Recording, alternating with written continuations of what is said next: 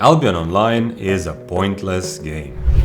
And I don't say that as a negative thing. Just like life itself, not having any clear built-in purpose or goal or win condition is actually kinda cool. I love that it's a sandbox. It's easier that way to do whatever I want. But I think it's also kind of easy to get lost. And I want to share with you some of the things that have helped me and kind of keep me having fun and progressing in the game.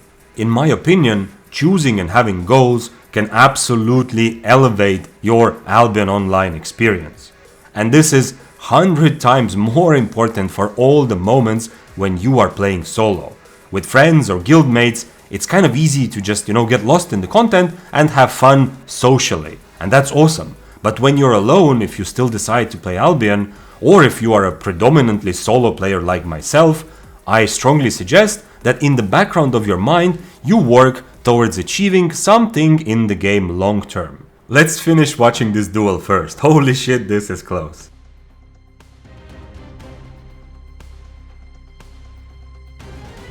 So what are some of those things to achieve?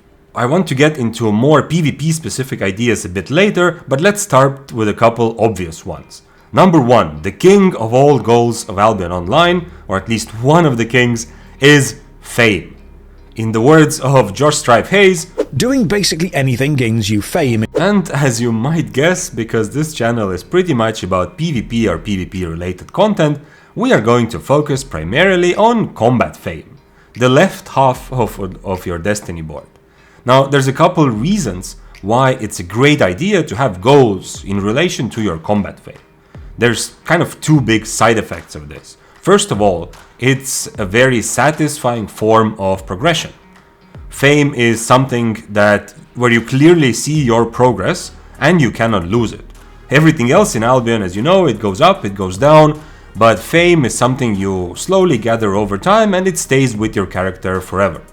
Secondly, combat fame opens up a lot of the game for you. It's kind of like your gateway to different content. Having famed up a lot of different weapons and items means that you are ready to switch it up. If you suddenly feel like playing a different build, you can do it. You don't have to start from zero, you don't have to feel weak, you don't have to waste your time or silver to achieve the same level you were at before. You can switch up your builds on the fly, maybe the meta changes, you are ready to try out the new items that were just buffed. Or maybe, and this is the biggest one in my experience, what if you just want to do different types of content? You get tired of mists, you want to go into Roads of Avalon or open world, or you suddenly want to play group content and your group, requires you to wear a certain item or play a certain role. Your shotcaller gives you a weird build for your dungeon run or whatever.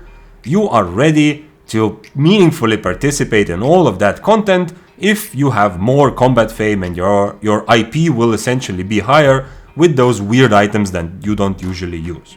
So it's a great idea to fame up, to get more combat fame, and in my opinion, or at least for me, there's two goals that have helped me and kind of motivated me in this regard.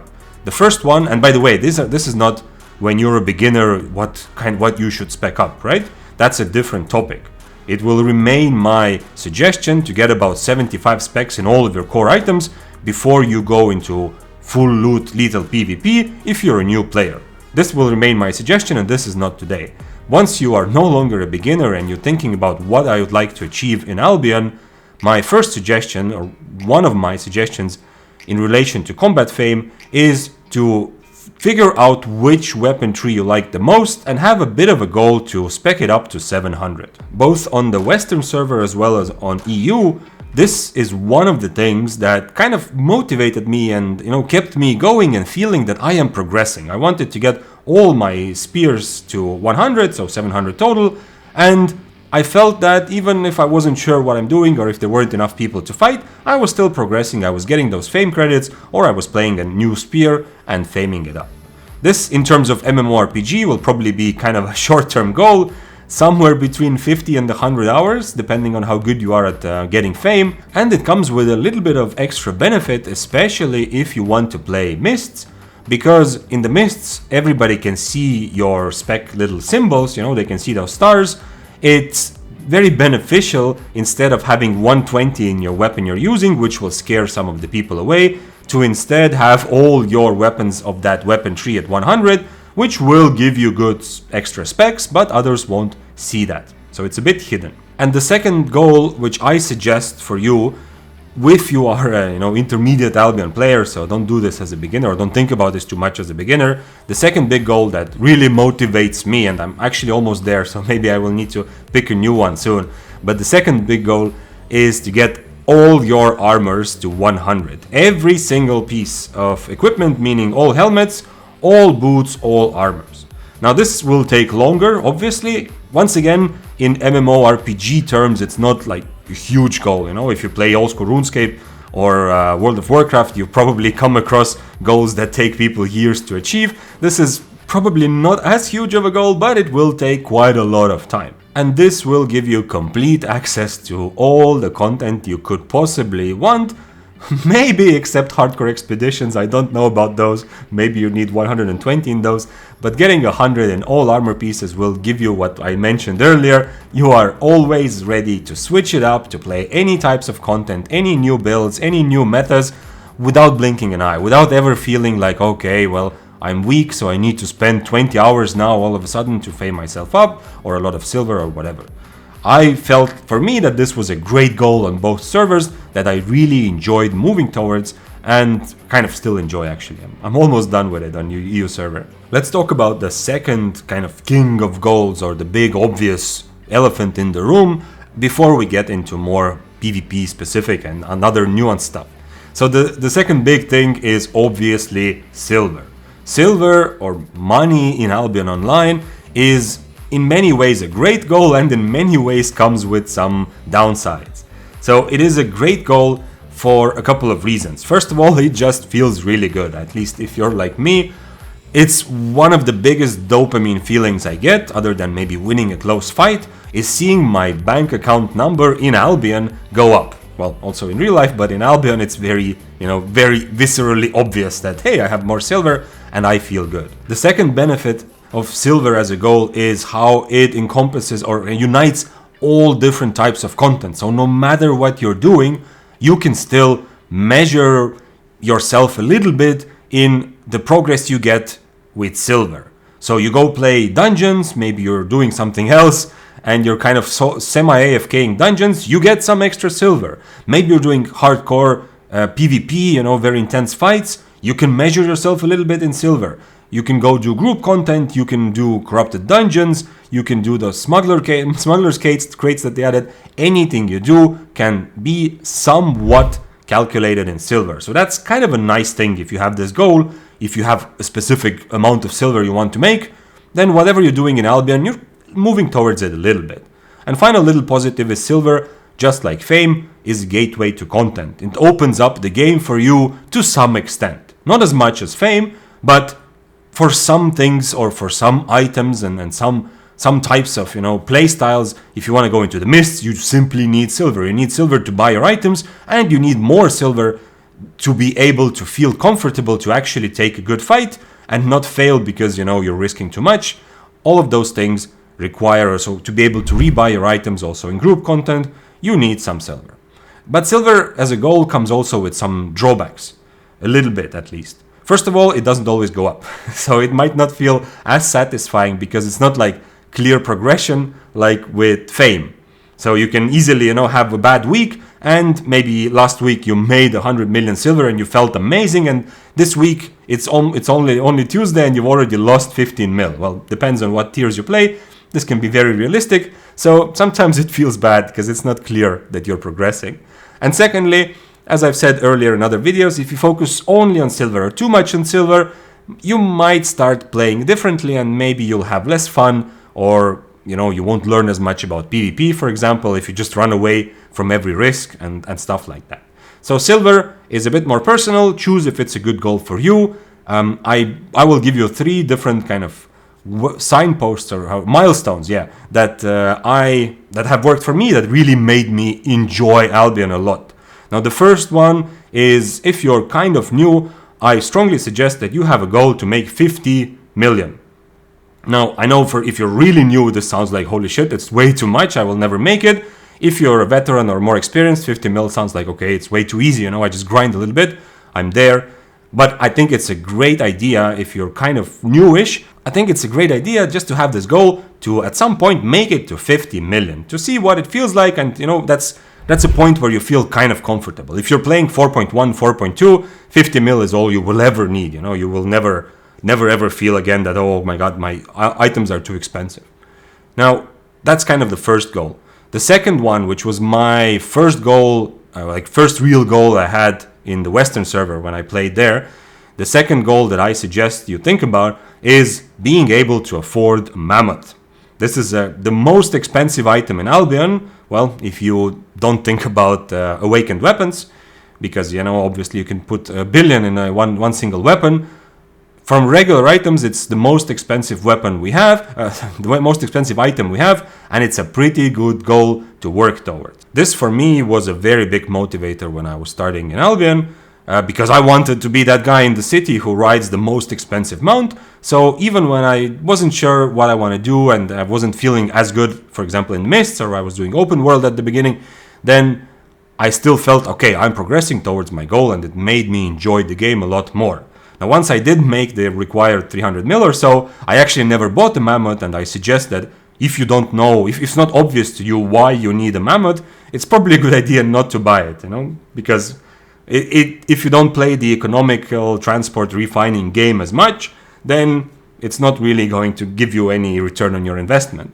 But it's a nice kind of milestone or nice place to aim for. And finally, step 3 of financial or silver goals in Albion. In my opinion, it's reasonable to just set your sights. If you are already an experienced, you consider yourself a veteran player, I think it's reasonable to have this idea in the background that you want to reach 1 billion, to see what it feels like when your bank has 1B silver. Obviously, it's not really that big a deal, and the difference between a mammoth and 1 billion is not really that much, in the sense your gameplay is not going to change a lot unless you are already a very end game hardcore PvP player running 8.3, 8.4. Other than that, it's not really going to change anything, but it feels good and it's a nice long-term goal to have. On the EU server, it's just amazing how much more enjoyable Mists became for me when I realized that I'm kind of close to 1 billion. I think I was I had 700 mil on my silver in my bank, and I saw, okay, you know what, I'm kind of close, might as well make it to 1 bill. And that period of playing Mists when I was close and I felt that this is a goal I have, man, that was so much more fun, because even if I didn't find people to fight, or fights were not as fun as I would like them, I was still feeling like, holy shit, I'm still progressing and it feels good. And it also made me a bit better at PvP, weirdly enough, because I wasn't forcing as many fights. So I let more enemies come to me because I thought, well, if I kill these mobs and I open these chests, I'm still progressing, so I don't have to force every single fight. But okay, this is just my personal experience I want to share. I suggest that if you play Albion long term, you have a goal in terms of silver, because it will make your game more enjoyable. But as I've said in other videos, if it's your only goal, or if you're too obsessed with it, maybe that can also impact how much fun you're having. So it's a bit of a balance. I suggest that you at the very least have a goal to get a mammoth and see how that feels once you get there. Let's move on. And the next big thing I want to talk about is very PvP specific goals that you can have in Albion Online. And there's a couple systems in the game that allow you to track your PvP progress.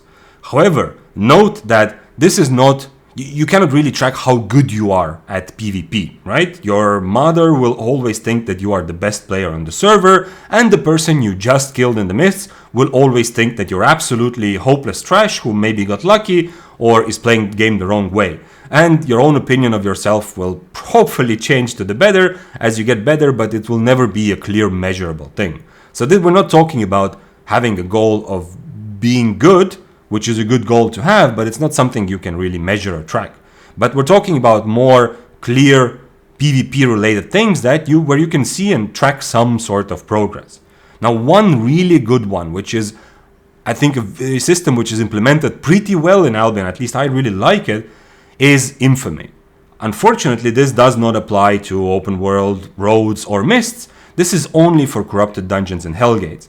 But it's a system which is a little bit similar to, those MMR or rank systems in other competitive games, where you can kind of track if you're winning a lot, and if you're beating good players, it goes up more, and if you lose a lot, it goes down. So Infamy, in my opinion, if you're playing Corrupted Dungeons, it's a great way to make your gaming there more fun by having a goal. By going into Corrupteds, maybe you decide, and I did this also on West, decide, okay, this week I'm just playing Corrupteds, my goal is to reach 1 million Infamy. Actually, 1 million is probably one of the best kind of milestones or signposts you can decide to try to achieve. And the same goes for Hellgates. Now, if we come out of the Corrupted Dungeons and we go into Mists or Open World, then one of the things that you can track, which can help you with the same way like other goals, can help you kind of feel meaningful and good even when you're not having the most intense fights every day, is tracking your PvP fame. Now, probably you do this anyway. I think all PvP players, look at their profile every now and then, or at least kind of keep an eye on what's happening there. And tracking your PvP fame as a kind of a way of feeling like I am actually progressing, my character is becoming more of a legend of Albion, is a pretty nice way. I think a pretty good goal is to try to achieve 100 mil PvP fame if you are new-ish or intermediate, and then after that, well, I'm still kind of discovering it. The only problem with PvP fame, it really is going to depend a lot on the kind of on what tier you are playing. If you go Mists or if you go Roads of Avalon, for example, with a buddy or a small group, if you go in very high tier, even if you die a lot and you end up losing money and losing most fights, you're likely still going to make more PvP fame because the kills you do get are worth so much more. You can kill an 8.3 guy and maybe get like 3 or 4 mil. It would probably take you around 10 kills if you're fighting 6-3 or tier 8 players to get to the same level. So if you don't look at it as a measure of skill, but rather just as something you're trying to amass in your profile as a kind of coat of arms for you, the legend of Albion, having this much PvP experience, I think it's a pretty good goal, and it's one that for me, once again, has at some point made me feel more motivated. Next option you have, if you want a very PvP specific goal, is the amount of kills. This is once again something that shows up in your profile, so it has this kind of the same benefits as PvP fame. You can feel good. It obviously doesn't show your skill, but it does show your experience to some extent, and you can feel good that I've achieved this in Albion. I am becoming a legend of PvP, or whatever is the role-playing kind of feeling there. You can set a goal to achieve an amount of kills. Now, I think 1,000 is a very good goal to have if you are more new to PvP, to at least make it to 1,000 kills before you decide to stop PvPing or decide to change something about how you play. I think that's a pretty good idea, and once again, something to make your gameplay more fun. After that, well, 5,000 is and 10,000 for long term, both seem to me like pretty good goals. And this will also give some meaning to all those fights which are less exciting, which inevitably happens in Mists. You're going to kill people who have no chance to kill you. You're going to rat. This is going to happen inevitably every now and then. So all of those things can kind of be written off as moving towards your goal of having, for example, 5,000 kills in your profile from PvP. And just like PvP fame, and as well as some other goals we talked about earlier, this is also nice because this kind of applies to different types of content. Unless you are running Yellow Zone Faction Warfare, everything else you will usually, get some kills either as part of a group or as a solo, whether it's Corrupted or in Roads of Avalon or Mists. So all of that will help you move towards your goal, so you don't have to pigeonhole yourself into one specific approach or one specific type of content. The next type of PvP goal I actually really would appreciate your input on. By the way, I've made a Discord, it's linked in the description. Come join and give me your ideas on this or anything else if you want to be part of the community. I'm curious if you've come up with some ideas on how to use the new kill trophies or mementos which were added in the latest big update. I feel like there's a lot of potential there, and I have already collected some from my kills, but I'm feeling like there's a lot of potential, but I'm not sure exactly how to capitalize on it just yet. So this could kind of work like motivation to take those mismatched fights, you know, when you are clearly weaker, because if you get the memento, it's such an awesome thing to put on your island to show off. Or if you kill someone, someone you know from your guild or from content creators, once again, it seems like there's a lot of potential then there to kind of start collecting mementos of certain builds, of certain kills and so on. But I haven't yet been able to kind of, put my finger on how exactly to do it.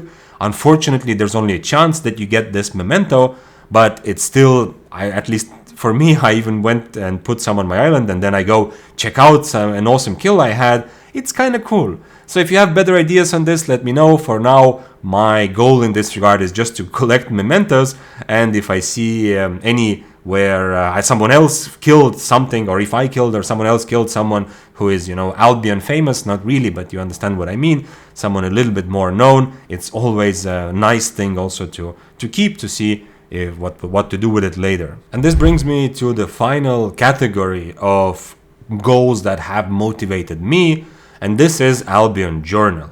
Now, if you haven't played for a while, this is also something that was added fairly recently, but if you're playing Albion actively right now, you absolutely are probably already tired of the sounds of completing a new task by accident in the middle of a fight or in the middle of an abbey.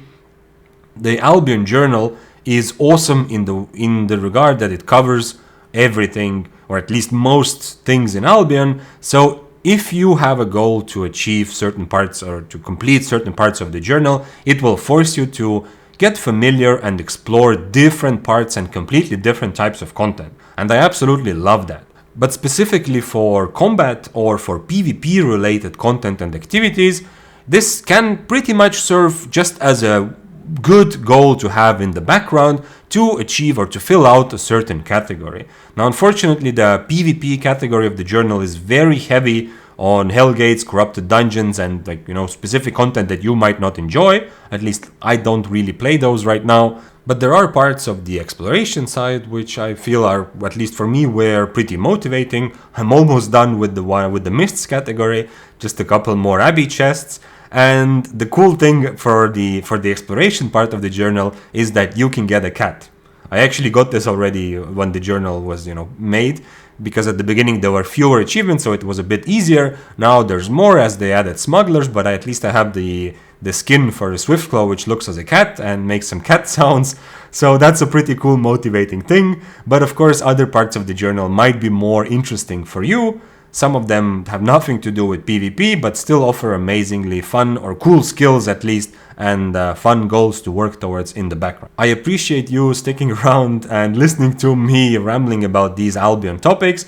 I hope I've given you something to think about, and I strongly suggest that if you play Albion long term, you choose some goals to work towards. It's gonna completely change how enjoyable the game is for you, because as I said at the beginning, Albion Online itself is, well, it's a sandbox, so it's pointless, and it's your job to figure out what the point is. And the better you are at creating some meaning for yourself, the more fun it will be, and you will find yourself wanting to go online, to go play the content you played already, to keep moving and keep progressing. See ya.